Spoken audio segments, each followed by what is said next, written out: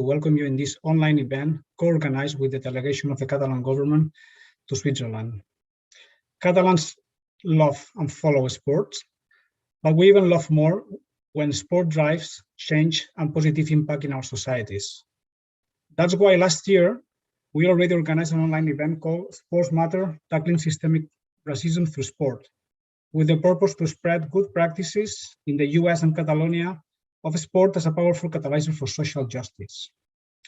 1 year after, with the ongoing Tokyo 2020 Olympic Games, delayed 1 year and in empty stadiums, we come back to sport, this time to discuss how this can be a powerful tool to overcome the pandemic effects. As UN Secretary Antonio Guterres explains in the foreword of the UN advocacy brief, Recovering Better, Sports for Development and Peace, sport has often helped to create spaces for dialogue, advance gender equality, promote social inclusion, and tackle discrimination. Now the sporting world can help recovering, reopening, resilience, and transformation in a collaborative way to build a better future for all. To start the program, let me introduce you Mr. Gerard Figueras, Secretary of Foreign Action at the Catalan government and a person who has spent a big share of his career working in Olympism and sport diplomacy. Secretary, the floor is yours. Thank you very much, Isidra. And it's for me a pleasure to join you in the opening of this session about recovering better together through sport. First of all, I would like to thank the Catalan delegation in the United States, also our delegation in Switzerland, the speakers and all the people that is following the session for joining us this afternoon. A session that we organize in a very specific context. From one side, at the end of the pandemics for COVID-19, not yet in a context of post-pandemics, but in some countries, yes, at the very end of this pandemic, and also in a context where Tokyo 2020 Olympic Games are finally being celebrated, even though a year after where they should be started. This is a session that we organize trying to reinforce arguments in terms of underlining to political decisors, but not only, the importance of the role of sport in terms of recovery. In terms of recovery after pandemics, but also in terms of recovery in many other senses in today's and tomorrow's society. Here is where I would like to share with the audience 2 or 3 reflections before giving back the floor to Isidra. And the first reflection is the role of Olympians and of Olympic athletes is today a role important for the whole of society, not only for the sports arena.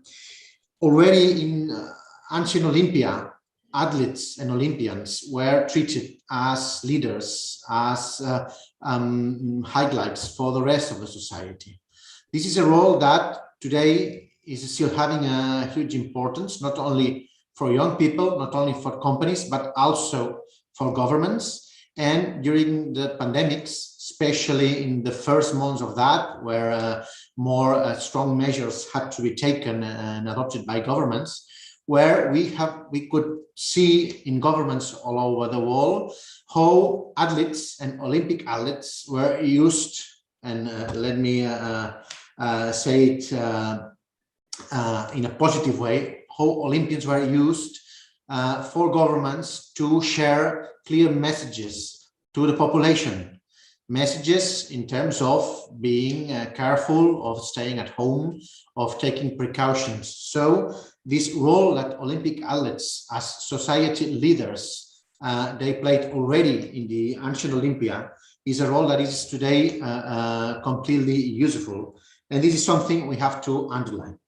The second idea I would like to share, and that this goes related to the Tokyo Olympic Games, is that after more than a year trying to fight these pandemics, it was already when President of the International Olympic Committee, Thomas Bach, said in his speech announcing the postponement of Tokyo Olympic Games for 1 year, saying that Tokyo 2020, celebrated in 2021, would be a message to the world, a message of winning or beating the pandemics through sport, and giving once again the role of the Olympic Games, not an economic, not marketing, not a television role, but a peace and a recovery message for all the humanity. So sport is today the first arena where the world is getting together once more through the Olympics designed in Tokyo. And the third idea, and this final message before giving the floor back to Isidra, is that there are some challenges that from the world of sport we have to deal. And if from one side I was like underlining the importance of sport during these pandemics and to overcome the pandemics altogether, there are some in some areas that we failed. For example, in our country, in Catalonia and in Spain, we have failed in terms of understanding and associating sport as part of the solution. While all the medical studies were clearly pointing that a healthy population was facing the virus with better conditions, we did not put as one of our main policies the practice of physical activity or sport for the global of the population. Even though that, I think that we learn, and all these medical studies are really showing and reinforcing this idea that in the future we need to change it and try to accompany this message about the importance of the Olympians, the importance of sport, not only for recovering in terms of economically or in rejoining the countries and people from all over the world, but also and especially in terms of health recovery.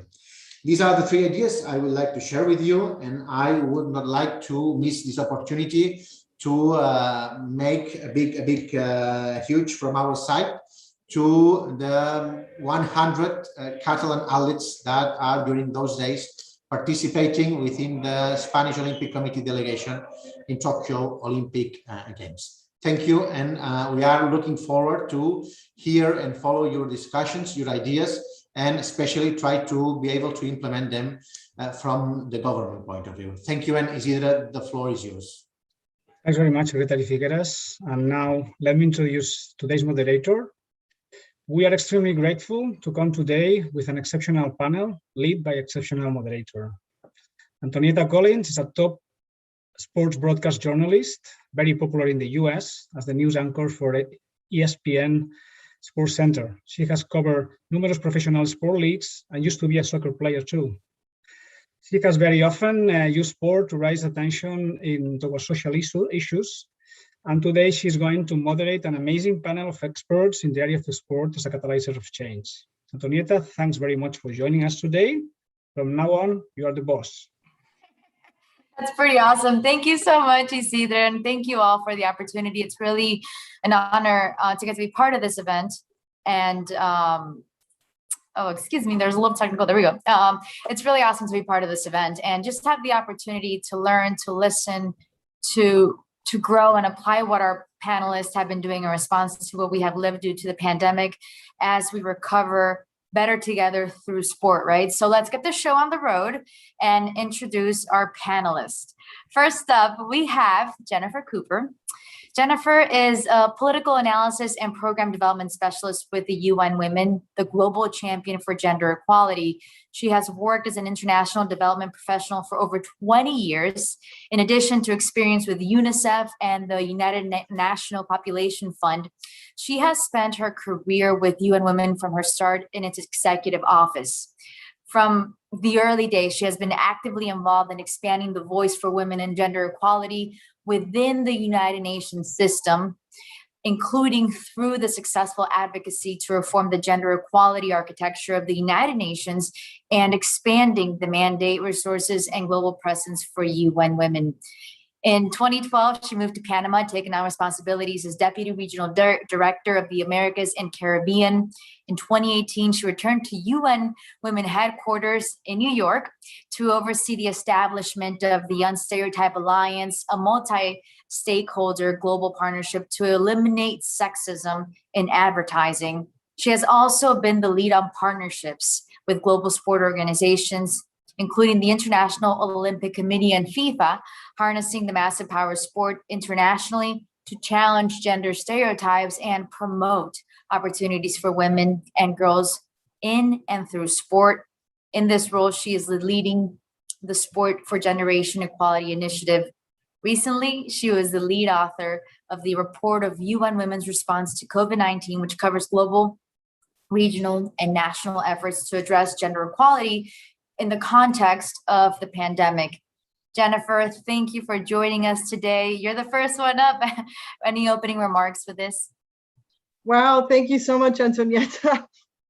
So yeah, my work, it does intersect between the impact of the pandemic, which really has been tremendous, disproportionately impacted on women. I'm going to come back to that in a bit, but also my beloved work in the area of sport. First, I also want to thank the Catalan government for organizing this really important discussion today. It's so great to be here with so many distinguished panelists, and also especially as we celebrate finally the Olympic Games taking place in Tokyo. So as you say, I've worked with UN Women now for about 20 years, and our mission globally is to achieve gender equality and the empowerment of women. We have offices in around 80 countries, and even with all of this reach, we still know that our job is too big to do alone. And so that's why I've been leading on this work to build our partnerships with sport organizations over the past 5 years or so. And I would say that the partnership really started in a strong way with the IOC, International Olympic Committee. Back prior to the Rio Olympic Games in 2016, we started a legacy program for girls called One Win Leads to Another. And that's a legacy of Rio that still continues today. We have adolescent girls who are playing sports in community-based organizations. They're learning about their own power. They're learning about their leadership, their skills, their self-esteem, their bodies, their health, and they're becoming leaders within their own communities. It's a tremendous program that's really spreading the message of girls on an equal playing field with the boys. And that goes for the rest of the society as well. It's been tough for them, because in Brazil, it's been a country that's very hard hit by the virus. And but the girls were in touch with them, and they are managing to continue to stay in touch with each other and to practice sports even in a virtual environment. But it's been a real challenge for them. And as far as the IOC, I have to celebrate my colleagues over there and Thomas Bach and his leadership really on the issue of gender equality. He's been a champion. Back in also around 2016, he became what we call a he for she champion for to show the power of men and boys leading in this area to be champions for gender equality.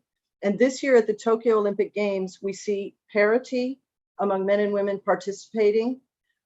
We saw men and women walking together, holding the flag. It was a very important symbolic moment for that showed the priority of gender equality in the context of the Olympics, which is watched by half the planet. So this is really powerful symbolism. And also the IOC have taken really important steps that I don't have time to outline here to advance the number of women in leadership positions in the IOC and so many other initiatives that have made it clear that the gender equality is a priority. And last year, I worked closely with my colleagues there to develop something called Sport for Generation Equality. These are a set of principles that are meant to guide sports organizations of many types to drive gender equality in and through sports. And it's really envisioned as a multi-stakeholder partnership that brings together some of the most influential members of the sport ecosystem. It includes the IOC, but also governments, sponsors, broadcasters, international federations, UN organizations, teams, leagues, and so many more. And just very briefly, the principles, 6 principles are: first, to increase women's leadership in decision-making in sports organizations, sport-related organizations. Increase the investment in women's sport, which includes but not limited to closing the pay gap. To prevent and address violence and harassment in sport. to promote a non-sexist sport media and to have more women professional broadcasters like yourself, Antonietta, to participate and cover, and also equal time and sponsorships, and to create more opportunities for girls to participate and play in community-based and also school-based sports. And finally, to increase the evidence base through more reporting and data on the status of women in sport, as well as the huge number of benefits that we know that sport can give not only to women and girls, but to the wider society as we try to build a more gender equitable world. And as I said at the beginning, COVID has had its tremendous impact on sport. It's had a tremendous impact on women and girls and society at large. I'm going to come back to that and some of the solutions once we come to the discussion. So thanks very much. No, thank you. And I think to echo what you're saying, representation is so huge, and the ability to have people listen and change and adapt. And we'll definitely be getting into that. So thank you so much, Jennifer. Thank you. All right, moving on. Now we would like to introduce to you our second panelist, Xavier Caligan, sports manager with FC Barcelona. His professional career has always been linked to FC Barcelona, starting as a player on the handball team for 15 years. In this period of time, he won 54 titles, including 7 European Champions Leagues. In addition, he was an international player with the Spanish national team, competing in the European and World Cups and in 2 Olympic Games. He won a bronze medal in Sydney 2000 and an Olympic diploma in Athens 2004. He holds degrees in business sciences and sports management. After retiring from professional sport, Xavier joined the executive area of FC Barcelona in 2006. In 2018, he was named director of Barcelona's office in New York, where he supervised the club's operations throughout the Americas. In addition to his career at FC Barcelona, Caligan has held several positions of responsibility in sports organizations, both nationally and internationally. Among the most prominent is the presidency of the Forum Club Handball, which is the World Association of Handball Clubs. Now, Xavier, please, the floor is yours. Thank you so much for being with us together, and just talk to us a little bit about your role and what we could expect. Thank you, Antonietta. It's a pleasure for me being here today with the other panelists and representing on behalf of FC Barcelona, my club from my entire life. And I'm really happy to share with you some thoughts. Mainly, for me, the most important idea in the middle of this pandemic is that the sport brings people together. And this is really important in a moment where it's so complicated to be reunited with loved ones, or it's really complicated to share emotions. And this is what sport can do. And nowadays it's very, very complicated. But we have to see that sport always faces up and downs. And we are in the middle of a down moment. The pandemic is hitting very hard to the society, but especially to the sport, because without people, without spectators, you can see it at the Olympics, they are the Olympics, but something is missing, the spectators and this ability to share. But we, as a sport, we are proving that even facing challenges and difficulties, we move ahead, we move forward. And this is really important. I think it's a very good message for all the society, because the players or the sports or the athletes, they are role models. And it's very important to see that even with the best conditions, even without the appropriate training, they are competing again. They are facing the challenge of competing and bring some normality to the situation. And it is really, really important for the entire world, that we cannot surrender. We have to keep fighting, and sport is a perfect tool to do it. Another thing that is really important for us is that sport is science at the end. And we have to prove as a sportman that there are a lot of misinformation regarding vaccination, regarding science. And I think the sports and the institutions, the athletes, we can bring some information on the table to let people know that we have to get vaccinated. And it's really important, because if we want to be back to normal, we need to be prepared, and we need all the tools to tackle that situation. And if we want to do it, we have to do it through the role model of the athletes. And as I was saying at the beginning, sport brings people together. That's true. But sport can be useful in other many ways. For example, for the gender equality. I am really proud always when I explain that FC Barcelona was one of the first teams treating men and women at the same level. Probably not in terms of incoming, because the money generated via soccer player, men's soccer player, is very far away from the women's. But the conditions to work, the treatment that they deserve is exactly the same. And last year was a fantastic year for the women's team in Barcelona.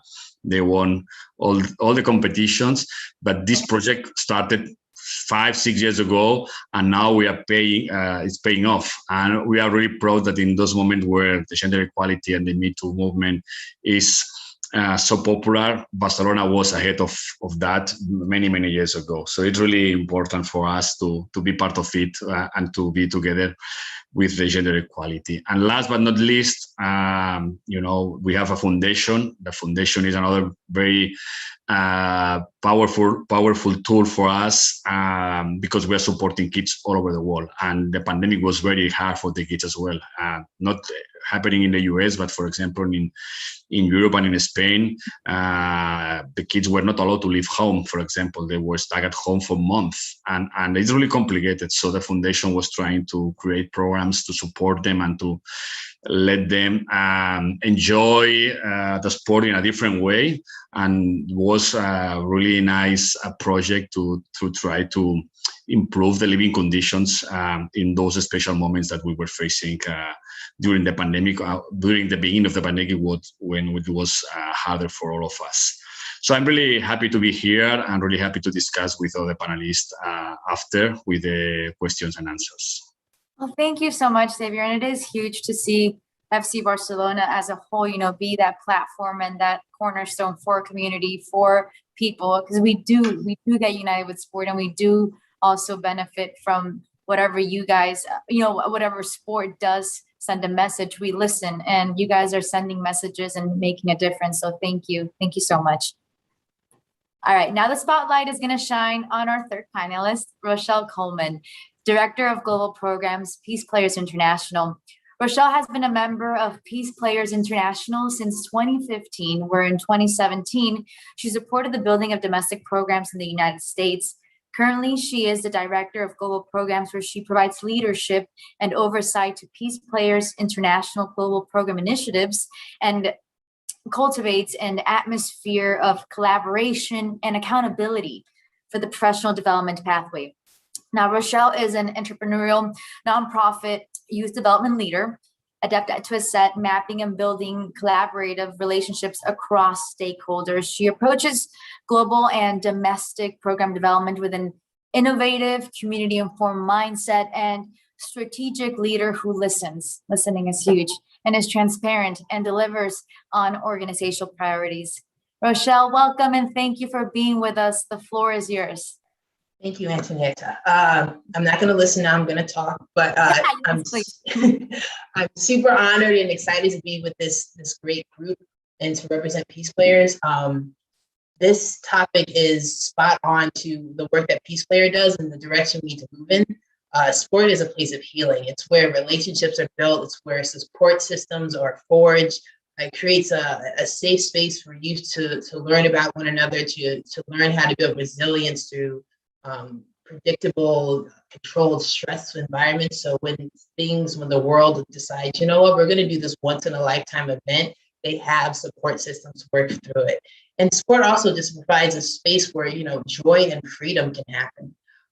So PeacePlayers is an international NGO. We operate in 5 countries around the world. We're in South Africa, Northern Ireland, Cyprus, and Belize, in 5 cities in the US.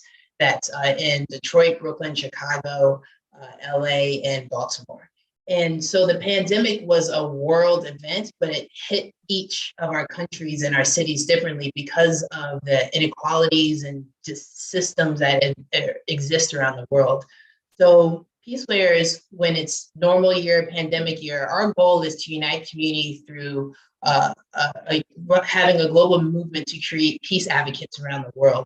And we do that through sport, peace education, leadership development. But what we really leaned into to get us through the pandemic was our core values. So seeing people as people, meaning seeing your humanity, understanding where your starting point is, where you're coming from, what are your needs, wants, desires, what are the barriers in front of you. Our second core value of inside out transformation, looking within, am I in the right place to provide help for you? Making sure that the local sites have what they need and it's not coming from a top down situation, it's a bottom up, feeding information and support. And then culture of collaboration. We cannot do this work without one another. You can't, so if anything the pandemic has, I guess, highlighted is the need for support from others, the need to interact with one another. And our core values in this last year supported us through the transition of going from in-person programming to virtually. It supported us when civil unrest popped up in each of our sites and how to approach that and how do we support our people on the ground, our youth. So really leaning into our foundation to move forward, and sport provides a platform for us to teach our youth how to do that. It's a equal opportunity. Everyone's invited, and I'm excited to speak with everyone about some of the new changes, the curriculum we started creating through our core values that highlights how do we support our youth through understanding the systematic cultural differences that exist in the world, and how do we forge forward to become a united group to create peace. So I'm excited to be here, excited for discussions I'm about to have, and I look forward to talking further and listening and learning from everybody. Thank you so much. We are so excited as well to listen and learn in this as a whole. Now, let's go on to our fourth member of our panel today. It's Pao Mota. Pao, for the last 3 years, has been the medical director at the International Automobile Federation and was responsible for developing and implementing the COVID protocols for the last Formula One season. In January of 2021, he was hired by the International Olympic Committee to develop the COVID protocols and their implementation for the Tokyo 2020 and Beijing 2021 Olympic Games. Graduated in medicine by the Autonomous University of Barcelona. He is a specialist in internal medicine by the Swiss Medical Association. He also holds a degree in geography and a PhD in human geography from the UAB, and completed postdoctoral research fellowships at the University of St. Andrews in Scotland. Pao, thank you so much for being with us. The floor is yours, my friend. Thank you, Antonietta. Thank you, everyone, and good morning, good afternoon, and good evening, everyone. So I'm very happy to be here. I'm in Tokyo. First of all, apologies because it's 1 o'clock in the morning. Well, it's 1:30, and these are busy days. So I just would like to go through some of the things that my colleagues mentioned at the beginning of the presentations, and just starting with gender equality. So I joined the IOC, as you mentioned, Antonietta, in January this year. There is a very good group on gender equality working in the medical department. And yesterday I was privileged to see the final in the table tennis, mixed table tennis, the first time in history where there was a mixed table tennis final that Japan won and beat China. It was a very good match. I enjoyed it very much. And it shows that the step by step, we are just joining together both genders in the same field of play. And that was very nice to see. From the match yesterday, for example, I would like to say as well that there was no spectators. It was a huge stadium next to the Olympic Stadium, and there was no one there. So that was quite disappointing, and is what Xavier said, that is not, these are the Olympics without spectators are not the same, but we made it. So we made it, and the science shows that it can be done. We are running 20,000 tests a day, screening tests. We have done hundreds of thousands since the 1st of July. and we are still having some cases every day, but these are very, very small number of cases compared with the number of screening testing. We have a positivity rate of 0.02%, and maybe it's the lowest positivity rate right now in any city in the world. Xavier mentioned the importance of science, and I would say that almost 80% over 80% of the cases that we have every day are on non-vaccinated people. So vaccination is key for getting out of this pandemic. We have the new variants. They are very contagious. They are less dangerous, but they are very, very contagious. And if we are not all vaccinated, every single person in this world, that it's very, very difficult to achieve. I know, and maybe in the next 1 year, 2 years, we'll get there.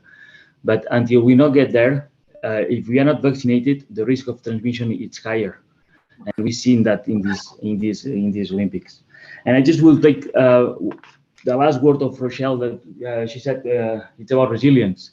So yes, and it's very nice to see how people can be resilient and how people can use the sport to be resilient. I used to play myself, handball, when Xavier was in the first winning all the European champions. Yes, and I was a kid, and he was my hero when I was a kid. Oh my gosh. Yeah, because he's not, well, you can see that he's a very clever guy, but he was a very clever player as well. And I was playing with the kids when I was in the FC Barcelona, and he was my hero. And at that time, there was, well, very, very good players in his team, but he was a very good player, and I'm very honored to be here with him. And Xavi, you gotta jump in and say something. I mean, yes. I'm like smiling for you right now. Yes. He was great. The French call him Oka, but of course I'm not one of his friends. I'm shocked. I have no words. So thank you, Pau. I'm not used to that. I have to be honest. Yes. I know, I'm not even you, Xavi, and I was like, oh my God. No, Pau, thank you so much. You know, you are in the epicenter right now of the world, watching the Olympics, and even you taking your time right now to be with us. This is huge, and it means lots to us, because the only way we can get better is through learning and teaching and education. That's what, and your time. So we really appreciate that. Thank you so much. And we'll get back to you for sure. Now, let me introduce to you our fifth panelist, Fiona Bolton.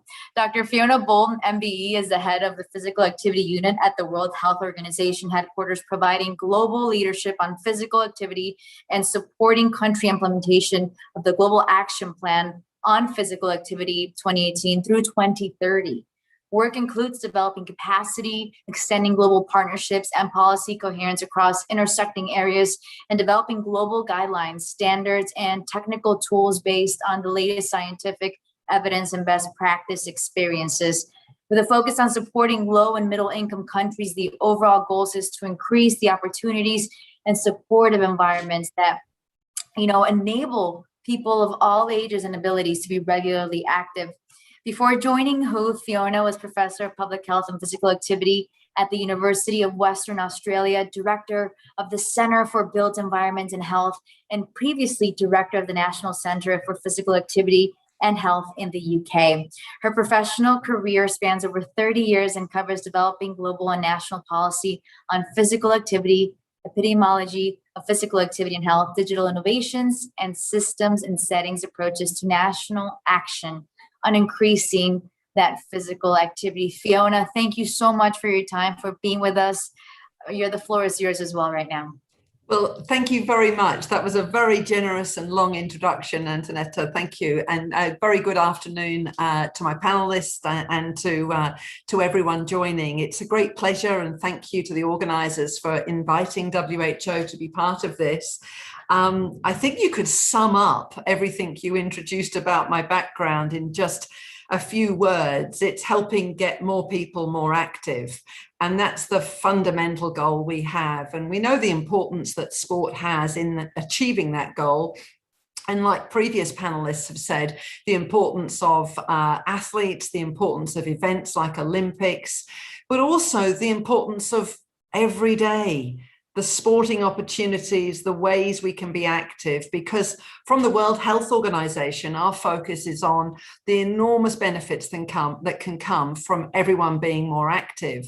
And we really emphasize being active in ways that people enjoy, whatever sport or activity that is, wherever that's done, and really however you do it. So it's very much broadening the perspective to include everyone. Clearly, COVID, and colleagues have already really emphasized this, COVID has hit sport and physical activity, all of us, really hard. How we can be active and where we can be active and when we can be active. And it's changed it for everyone. For many, it's really taken away those real joys of every day to be active and play sport. But at the same time, maybe we've experienced what many people experience. In fact, it is hard. It is difficult. You can't find the places. It isn't safe. And so it's been an eye-opener, and it's actually been a catalyst to us. And thank you very much for introducing our global action plan. I'll come back to that. But it's worthy of just reminding everyone, of course, that it really is good for health. Physical health, heart disease, diabetes, bone health, prevents cancer, prevents hypertension, and can help manage and live with hypertension and improve that condition, and of course prevent diabetes. And these are really important diseases because they're the leading causes of premature death. I'll repeat that. They are the leading causes, and they are preventable. We can prevent that disease and early death from these by being more active, as well as other aspects of no smoking and good diet, etc. For children, it's great for and important for healthy development, healthy bone health, and it's good for our brains. Adults and children, it helps our brain health, it prevents dementia, it helps cognitive learning, higher functioning, feeling good. I mean, the list goes on. So anyone who wants to know that long list, wants to know the evidence, come to our website, because we updated those guidelines in November 2020. So the latest evidence on all of the benefits, which lead us to the fundamental issue, we should all be more active. Be active every day, any way that you enjoy and can. So we help countries do that, help their communities be more active. And we developed the Global Action Plan. And again, evidence-based, it says, what can countries do? What can we all do? Whether you're a sporting federation, a local community, a business leader, how can we help everyone be more active? And it's broadly in 4 areas. And one of the important ones you emphasized there was the environment. Making sure we can get to places, whether it's the local park, whether it's the cycling to work or school, making sure the environment helps us all be active. And that's not easy. And we might get some questions about that, but we've seen pop-up cycleways, real interest and importance of walking and cycling as COVID has impacted. The second area is tell people how important physical activity is. We really need to still do a lot of communications. And the third area would be more opportunities. And the Global Action Plan is based on absolute principles, very similar to those introduced earlier, but 2 worthy of just echoing: principles of addressing inequalities and the principle of inclusion. And the stats say it all. Women are less active, older people are less active, people living with disabilities are less active. That's structural inequalities. So we got to do something about that. So people living with chronic disease and people affected by these structural inequalities are less active and missing out. So we set a goal, we embrace the opportunities to promote, enable, and retain people participating. And we focus on some of the special populations I've mentioned, the important populations, but the common thing is it's really good for everyone to be active. So let me finish with 3 things WHO has been doing.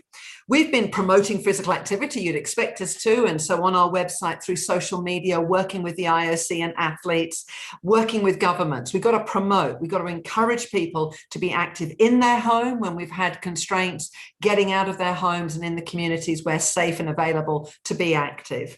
Number two, we've helped the sporting industry across the IFs, including the IOC, and community programs of how they can safely reopen, try to create these safe environments for people to have confidence to go back to being active, to being able to participate in their sports, using WHO's risk assessment tools. But thirdly, what we've recently been doing and just finished, in fact, culminating very shortly, is we've been listening. And we've run a Reinvent webinar series in response to the UN Joint Advocacy Statement, because it called for the UN family and everyone to really build back or build forward better.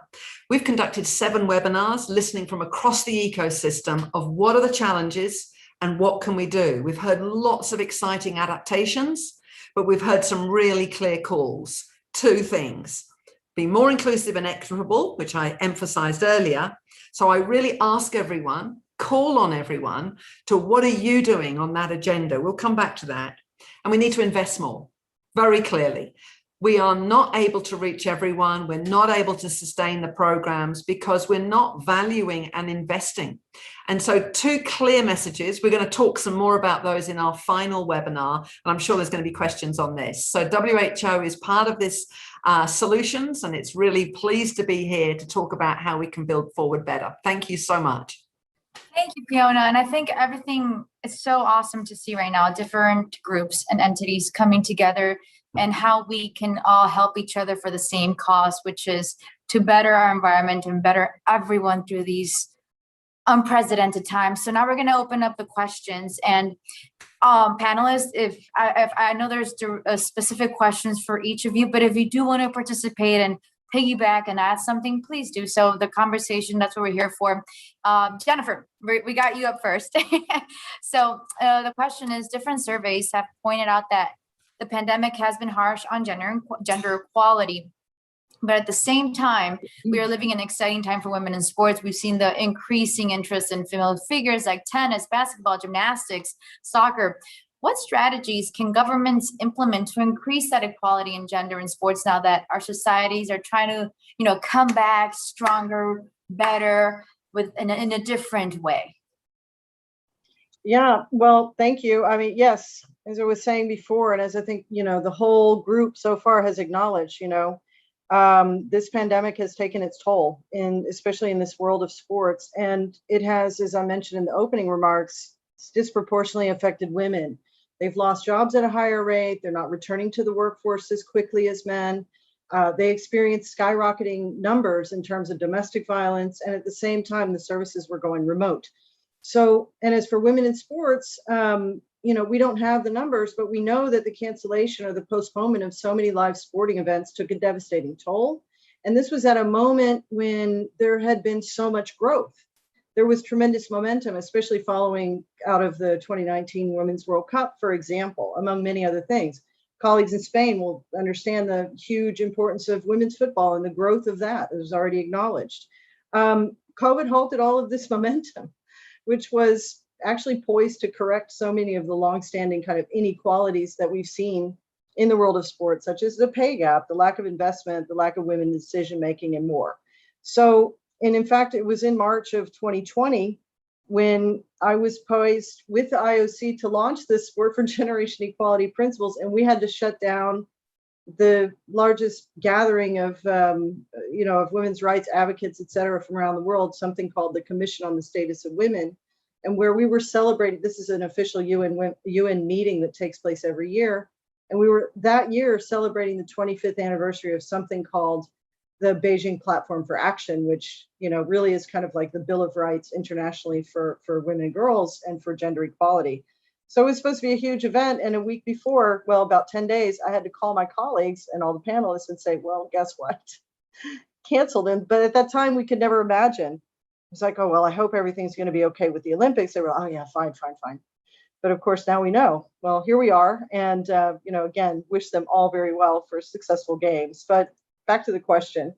So in terms of building back better, and particularly, I mean, this work of generation equality is focused on multi-stakeholder group, and there are many different sort of facets to that, but particularly for governments, how can governments use sport to help build back better, and particularly, again, with this focus on gender equality. So let's ensure that the schools are providing quality physical education for all. You know, if distance learning is still required, let's make sure that there's a physical activity component and that it's also focused on those who might be left behind. If you can, support some of the sport for development organizations that are out there doing tremendous work, and ensure that they're also providing equal support, you know, from a gender perspective. Continue to invest in sports programs that are focused on young women and girls, and preferably with life skills included, so that some of these inequalities that we saw, you know, come up so vividly to the surface and under COVID can finally be addressed. And also, it's a little bit too late, and it would be interesting to know, you know, how the stimulus packages responded, because there was some support, you know, to the sport organizations, because they were taking such a heavy hit by having to cancel so many events. We don't know enough about the extent to which women's sport also benefited from some of the stimulus funding. It would be interesting, and it's a research project that I personally would love to carry out. But those kinds of things where there's government support, make sure that it's distributed in an equitable manner. I would just also like to add that, you know, we have a tremendous example. Title IX law in the United States provides opportunities. It is mandated that funding for boys and girls sports programs in education programs are equal. It does much more than this, but we also know that this has delivered benefits way beyond sport. Health benefits, of course, but also, you know, we know that when girls are given the opportunity on an equal basis to benefit from sport, they see themselves as capable. They learn resilience and teamwork and these values that carry on through life.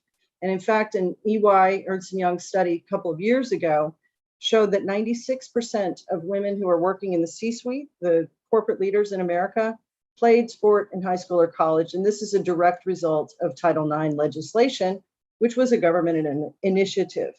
So I guess I would just say that, you know, main message is governments continue to invest and partner with sports organizations. Finally, I just have to add one other thing. It's a little bit serious, but we know that we've seen so many examples of young women, sometimes girls, coming forward lately to report abuse that they've experienced in the context of sport. These are very, very brave people. And unfortunately, in many cases, they have not gotten the support that they need. This is also an area where government and sport organizations really can come together and collaborate to make sure that justice is served and that retaliation is not a factor, you know, when these girls and young women come forward to report. There was a great example also of what government collaboration, and I also tip my hat to Fiona and WHO colleagues, FIFA, the Council of Europe, and WHO worked together to develop a beautiful campaign that really addressed the issue of violence against women and domestic violence during COVID, using the voices of athletes to spread a message of zero tolerance. So this is just another example of how governments and others can collaborate to address some of these bigger issues in society that we see, but using kind of the vehicle of sport, the vehicle of the positive messaging of influential athletes, and can make a big difference. There's just huge value and power in sport, and these values of excellence, teamwork, and fair play, all of these things resonate definitely with the mission of the UN and with UN Women. And so I look to those who are here to continue doing the great work you're doing. If anyone is interested in talking about sport for generation equality principles, please reach out to me, and I'll be happy to provide some more information. Thanks very much. Thank you, Jennifer. And you know what, speaking of fostering social inclusion, Xavi, FC Barcelona, the access to the education and prevention of violence, and you know, you guys have been working with UNICEF since 2006. Can you talk to me more about the role of sports clubs like FC Barcelona in this comeback from the pandemic, and if there is more room for collaboration with multilateral organizations like UNICEF, like WHO? Of course, there is always more room for improvement, and we are willing to collaborate. But as someone was mentioned before, we need investment. We need resources. We have plenty of ideas. Our foundation is ready to do a lot of actions all over the world, not just in Barcelona. We are doing programs in New York, for example, together with the Department of Education, fostering the integration of kids with disabilities, so preventing bullying. So we are doing a myriad of things, and it's really complicated sometimes to find the resources. The club is investing a lot of money, but we always try to collaborate with other organizations that can fund and give us support to do our programs all over the world, across the world. This is really important, and we are always open to work with other organizations. That's so our DNA is always try to have agreements with organizations that know exactly what's going on. We can provide our knowledge, our know-how, and together with the organizations that are on the field and they know exactly the needs and who is who, work together because sometimes you need this kind of partnership. You're going to be successful in a place where you are not an expert or where you know how it works. So you don't know how it works. So it really, we're really open and willing to collaborate. And this is one of the targets of the foundation of FC Barcelona. We always use the foundation as a vehicle or as a tool to implement all the programs that we have, because the sport is the sport and the foundation is the branch that we use for this kind of and I encourage you to visit the webpage of the foundation of FC Barcelona, and you will understand how big it is, how many kids are affected or supported by the foundation. It's a huge project, and we invest a lot of money, a lot of resources trying to improve the quality of life of kids all over the world. Very well. Speaking of all over the world, Rochelle, PeacePlayers manages projects all over the world that focus on building peace and equity through sport. I mean, I was wondering if you could just talk to us about, the mission was impacted obviously by the pandemic, but how did you guys shift your plans when countries start to reopen or have reopened, and have you seen notable changes as a result? I think as an organization, first it provided like a slowdown moment for how are we going to address this, and what do people need? And so when we moved virtually, it was who has access. Like we did an audit, who has access to internet? What type of data do people need? Like in South Africa, load shedding is a constant thing. So what do we do to help support them? I'm happy to say at this point, everyone has been able to go back in person at some point. And that's looked different in like the USA treated Return to Play. They have in-person programming in their sites. One of the greatest days in Cyprus because the checkpoints from northern and southern Cyprus were closed for months, almost a year. So they get those youth together for the first time so they could see each other in person and do regular programming. It is exciting. So first we transferred from virtual programming, doing things online, working together, a lot of more global programming, and then creating activities where you can meet in person, but there's social distancing involved, where you don't, our primary sport is basketball, so there's a lot of contact. So creating spaces where you can still work on skills and growth, but there's space between. And now we're back to normal the new normal for the most part, and it looks different. Because of the pandemic, the United States was able to implement their national girls LPP earlier than because you're at time, you're at home, so that was a plus. South Africa, we food vouchers to support our youth during this time when high unemployment, food insecurity. So just figuring out where's a need, where can we plug in, and if we can't do it, who do we know, who's one of our allies that can help support this to get this done. And so moving forward long term, because of this global collaboration we've been able to do, we've started our alumni program, which is being designed and implemented by PeacePlayers alumni, people who are ages around 18 to 25. We are updating our training, our coaches training. So Fiona spoke to brain development. So redoing our our coaches training to talk about brain development, talk about trauma sensitive coaching. How do you help kids understand what to do when you're dysregulated? What are the cues? How do you create a programming to create resilient kids to move through stressful environments that they have in their everyday life and that they may go through in sports. There's shooting a free throw with 10 seconds left on the clock is a stressful thing. How do you prepare somebody for that? And then lastly, our major win was we updated our global curriculum. So introducing our youth to concepts by like Galton's triangle, where you're introducing structural, cultural, direct violence, and direct, same on the flip side, peace. What does that look like in your country? How do you address that? How do you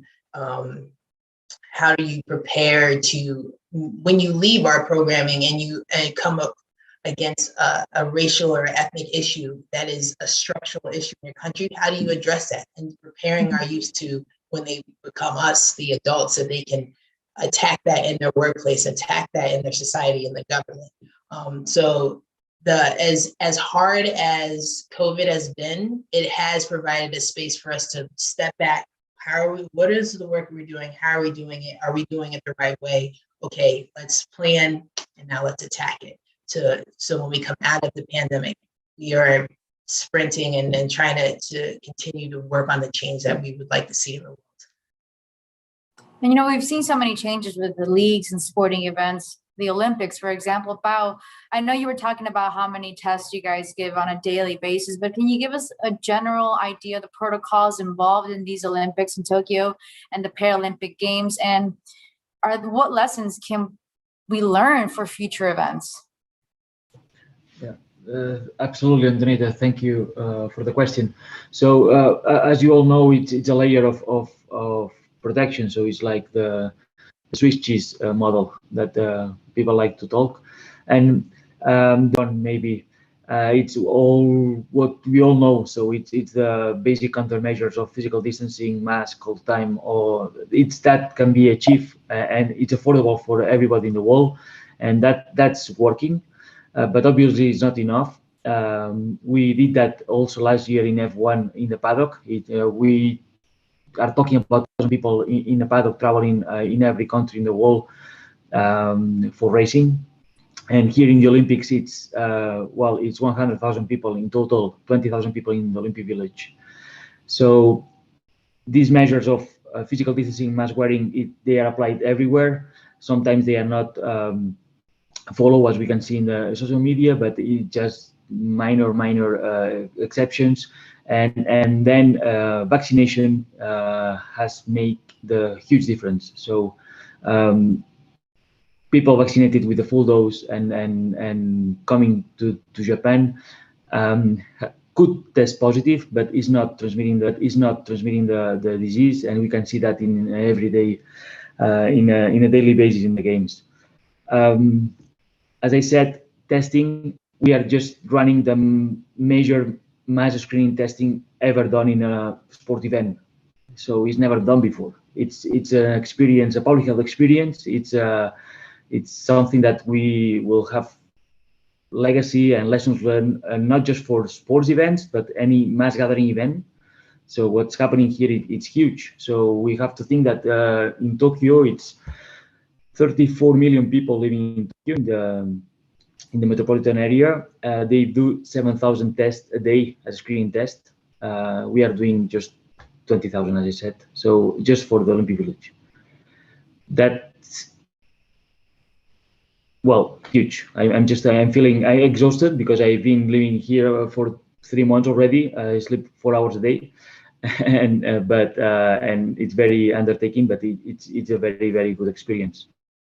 And that's all. I just highlight the importance of vaccination because it changed everything, and hopefully will change everything in the next months, and we'll be out of this pandemic.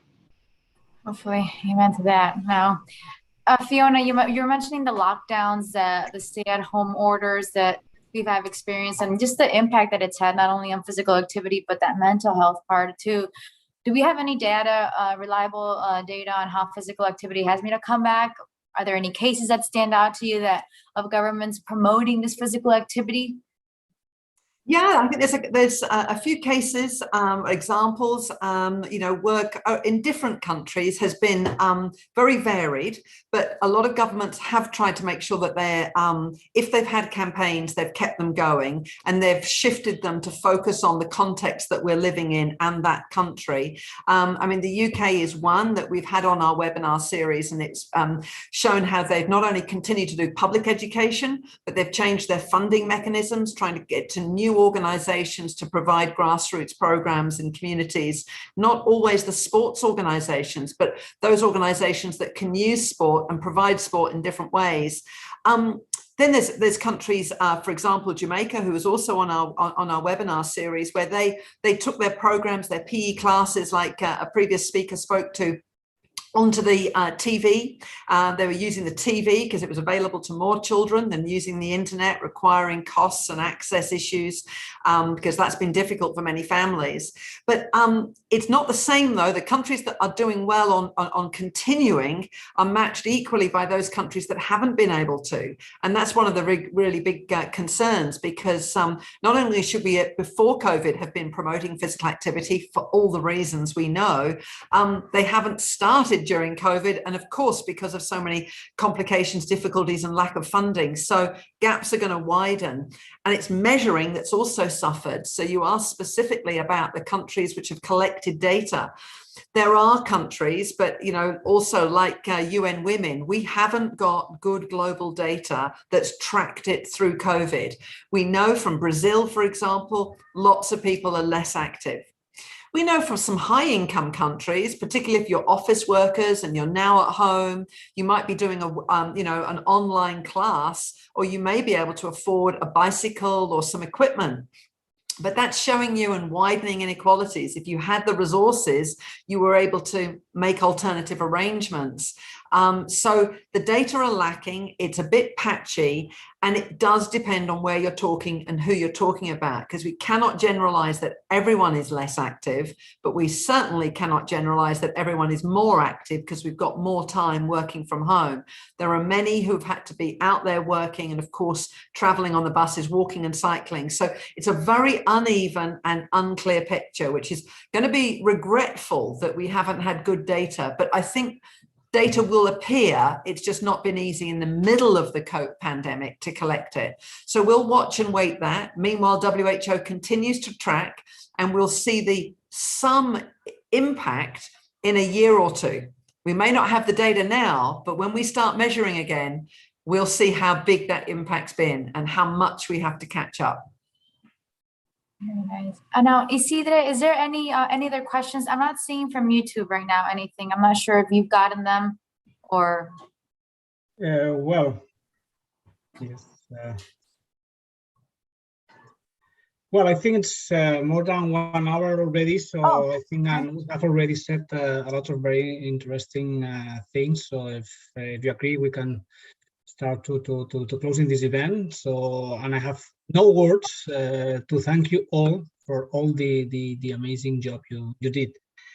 It's clear that there's a lot of work to do towards the goals we have discussed today. But when you see a group of people representing such important organizations that working to build back better, there's room for optimism.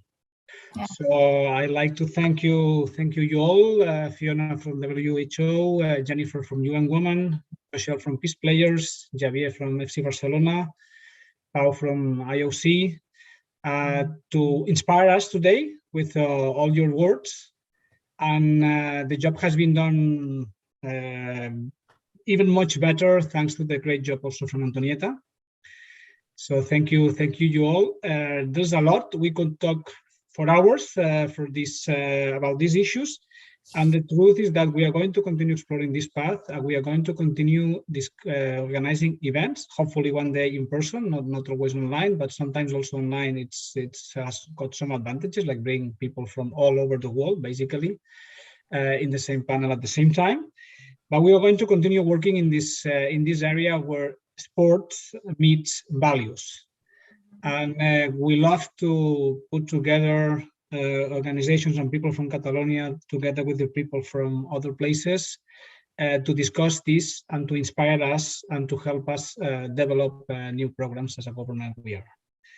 So thank you very much. We are extremely satisfied. This event will be posted on YouTube, but it's going to be spread. Of course, it's possible to watch it anytime, any hour. And on behalf of the Government of Catalonia, of the delegation of the Catalan government to the US and the delegation of the Catalan government to Switzerland, thanks again. You did an amazing job. Thanks so much. Thank you, guys. Thank you so much. So I think now it's finishing the recording. Diana, are you just finishing?